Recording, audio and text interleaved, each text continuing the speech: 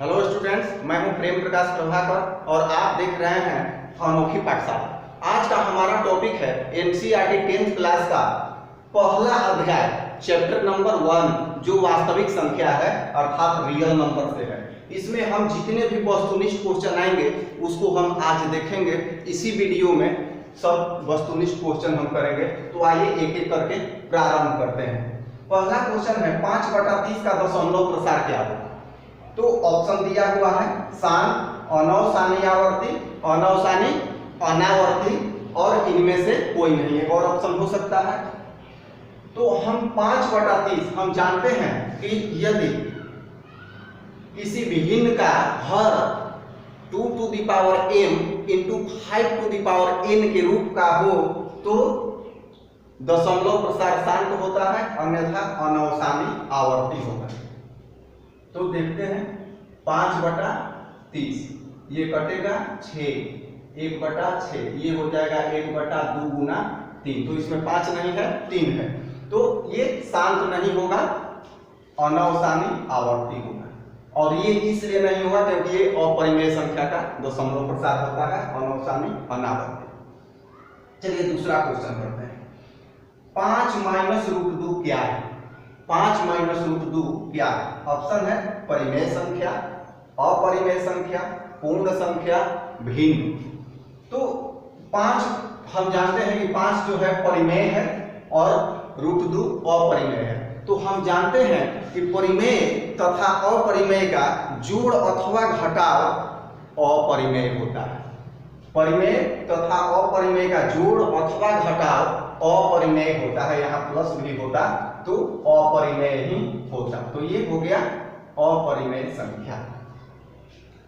तीसरा क्वेश्चन, निम्न में से कौन अपरिमेय है। यहाँ 4 ऑप्शन दिया हुआ है। हमें रूट देख के नहीं बता देना है, सभी रूट में है। तो जो पूर्ण वर्ग होंगे, चलिए एक एक करके हम देखते हैं। 16/25 तो 16/25 को √16/25 को 4/5 हम लिख सकते हैं। तो ये अपरिमेय नहीं है। 1/16 को 1/4 लिख सकते हैं, ये भी अपरिमेय नहीं है। 3/12 को ये कट गया 4, 1/4, 1/2 ये भी नहीं है।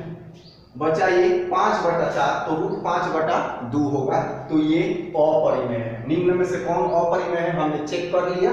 ये और ये तीनों परिमेय है, एक ये जो है अपरिमेय है। अब आइए चौथा नंबर क्वेश्चन देखते हैं। 2 परिमेय संख्या के बीच कितनी परिमेय संख्या होगी।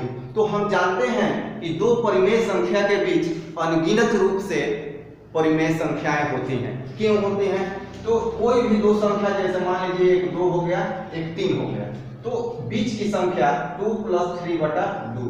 तो एक तो हो गया 2, एक हो गया 3, ये हो गया 3 2 5/2। फिर इसके बीच की संख्या कोई आएगी, फिर इसके बीच की संख्या आएगी। इस तरह से अनगिनत संख्याएं होती हैं। तो याद रखना है हमें कि 2 परिमेय संख्याओं के बीच कितनी परिमेय संख्याएं होंगी। तो अनंत। अब क्वेश्चन नंबर 5, पाई क्या है। हम लोग जानते हैं पाई अपरिमेय संख्या है। क्यों। क्योंकि इसका जो दशमलव प्रसार है आगे की ओर बढ़ते जाता है और उसमें कोई रिपीटेशन नहीं होता, उसके अंकों में कोई रिपीटेशन नहीं होता। जैसे 3.14 इसके बाद अब 1 होने लगता है और आगे की ओर बढ़ते चला जाता है और कोई रिपीटेशन नहीं होता है। तो वो अनवसानी अनावर्ती उसे बोलते हैं। और अनवसानी अनावर्ती अपरिमेय संख्या का दशमलव प्रसार होता है। तो पाई क्या है, अपरिमेय संख्या है। यूक्लिड के विभाजन एल्गोरिथ्म a = bq + r में r क्या है। a = bq + r हम जानते हैं कि यूक्लिड का विभाजन एल्गोरिथ्म है। तो r क्या है इसमें, ये 4 ऑप्शन दिया हुआ है। ये बहुत ही इंपॉर्टेंट है। इसमें प्रायः हम भूल कर बैठते हैं। 0 < r < b, 0 < r < b, 0 r b, r b। तो इसमें 0 < r b सही होगा। क्यों सही होगा। तो हम जानते हैं कि r b के बराबर होता है। r = b, r = जीरो के बराबर हो सकता है, जीरो से बड़ा होगा, लेकिन आर जो है लेस देन बी होता है, आर बी से बड़ा नहीं होता है।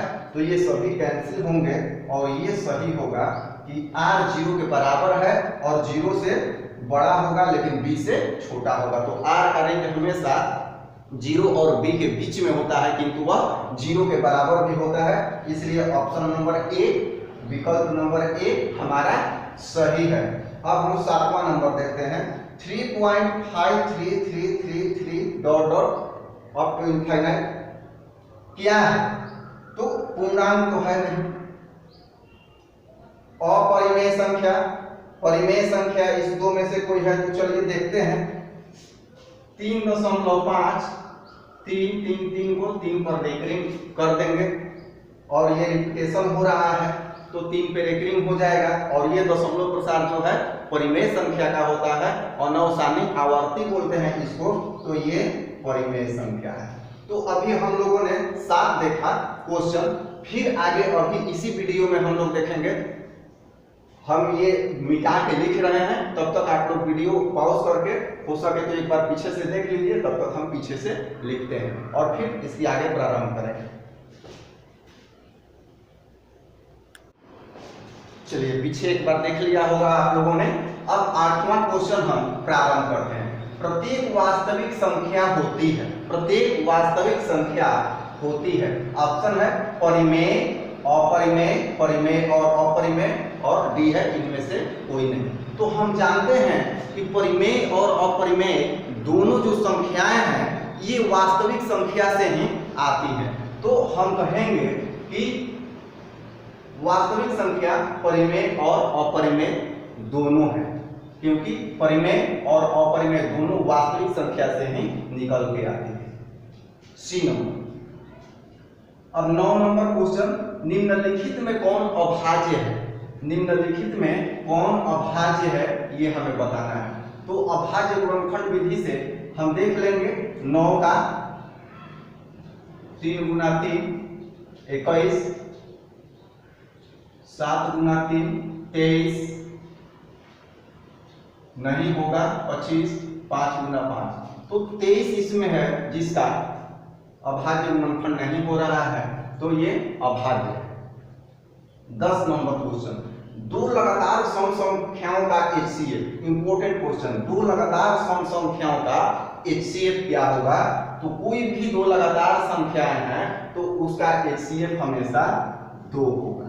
जैसे 8 10, 2 गुना 2 गुना 2 और 10 का हो जाएगा 2 गुना 5।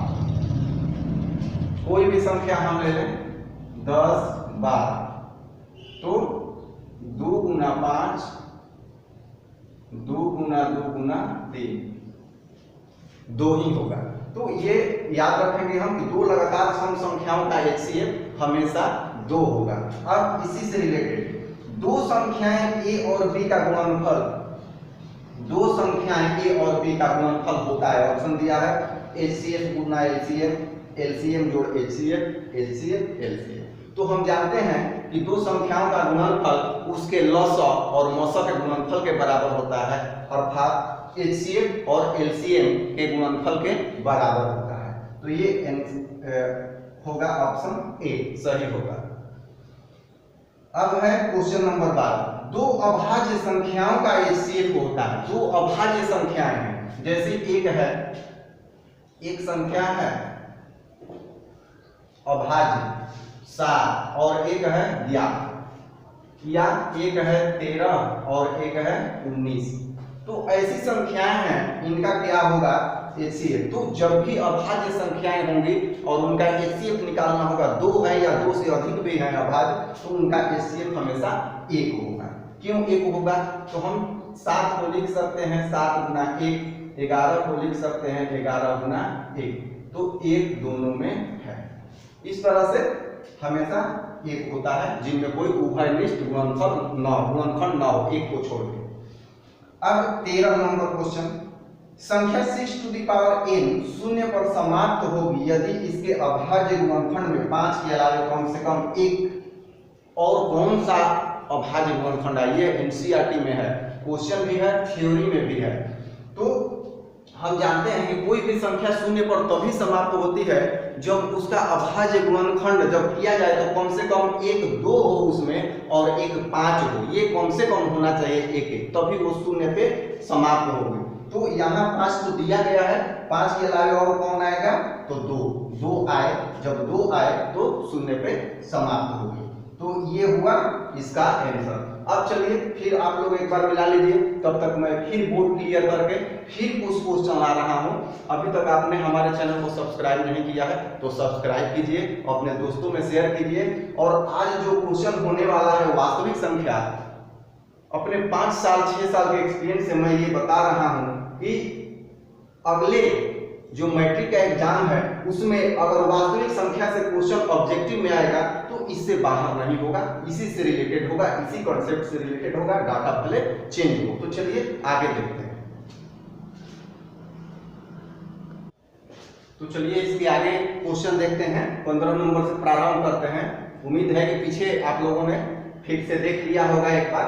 तो यहाँ पे है 15 नंबर क्वेश्चन, 3.101100111100 इस क्रम में बढ़ते जा रहा है। अब की बार 1114 हो जाएगा, 004 हो जाएगा, अब तो इनफाइनाइट आगे बढ़ता जाएगा। कौन सी संख्या, तो जो इस तरह की संख्याएं होंगी जो किसी क्रम में नहीं है, कोई अंक रिपीटेड नहीं है, लिमिट अंक रिपीटेड नहीं है, तो ये अनवसानी अनावर्ती बोला जाता है इस दशमलव प्रसार को। और ये अनवसानी अनावर्ती दशमलव प्रसार जो है अपरिमेय संख्या का दशमलव प्रसार होता है। तो ये अपरिमेय संख्या। 16 नंबर क्वेश्चन, √5 कौन सी संख्या है? तो √5 हम जानते हैं कि √5 अपरिमेय संख्या है, क्योंकि हमने सिद्ध भी किया एक्सरसाइज में कि सिद्ध कीजिए कि √5 √3 √2 एक अपरिमेय संख्या है। तो ये हमें पता है, आप लोगों को भी पता है। 17 नंबर, दो अभाज्य संख्याओं a और b का एलसीएम होगा। HCF पढ़ा हमने इसी में, अब एलसीएम होगा दो अभाज्य संख्याओं का। अभाज्य संख्याएं जो है a और b के रूप में अगर कोई भी संख्या, तो उसका एलसीएम होगा। तो a Guna b, a plus b, a minus b, a/d option है। तो इस तरह का जब क्वेश्चन हो कि अभाज्य संख्याएं हैं और उनका एलसीएम निकालना है तो सीधे गुना करते हैं, अर्थात a माइनस b। क्यों? 3 5 का एलसीएम क्या होगा? 5 दिया 15। 11 3 का एलसीएम क्या होगा? 11 दिया 23, सीधे गुना हो जाएगा, अभाज्य संख्या है। 18 नंबर, 0.35 पूरा रेखिक 3 5 पे रेखिक को परिमेय संख्या के रूप में व्यक्त करें। तो इस तरह का जो क्वेश्चन आए और ऑब्जेक्टिव में आए तो ये शॉर्ट ट्रिक हम ये जान लेंगे कि अगर 3 5 दोनों पे है तो यहाँ 35 बटा जितना है यहाँ 9 9 कर देंगे, 2 9 कर देंगे। तो यहाँ 35 बटा 99 बनाएंगे भी, तो 9th क्लास में ये हमने पढ़ा है, 9th क्लास का क्वेश्चन है, तो इतना ही आएगा 35 बटा 99। 19 नंबर क्वेश्चन है, 180 का अभाज्य गुणनखंड क्या होगा? 180 का अभाज्य गुणनखंड 2 गुना 2 गुना 9 गुना 5। तो ये जो 9 है ये 3 गुना 3 होगा, तो ये अभाज्य नहीं होगा।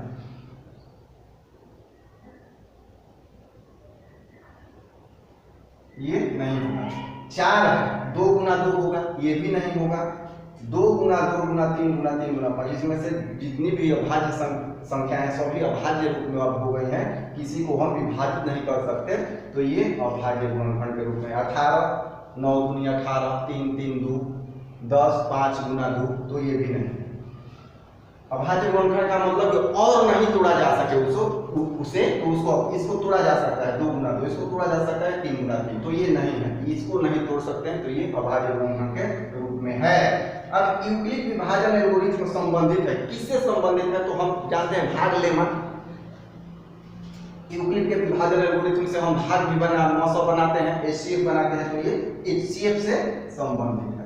तो इस तरह से हमने कुछ महत्वपूर्ण क्वेश्चन जो इस अध्याय 1 से जो वास्तविक संख्या इससे हमने किया, इसे आप लोग देखिए, बढ़िया से याद कीजिए, और क्वेश्चन भी पहले ही हो चुका है और ये अध्याय समाप्त हो गया है।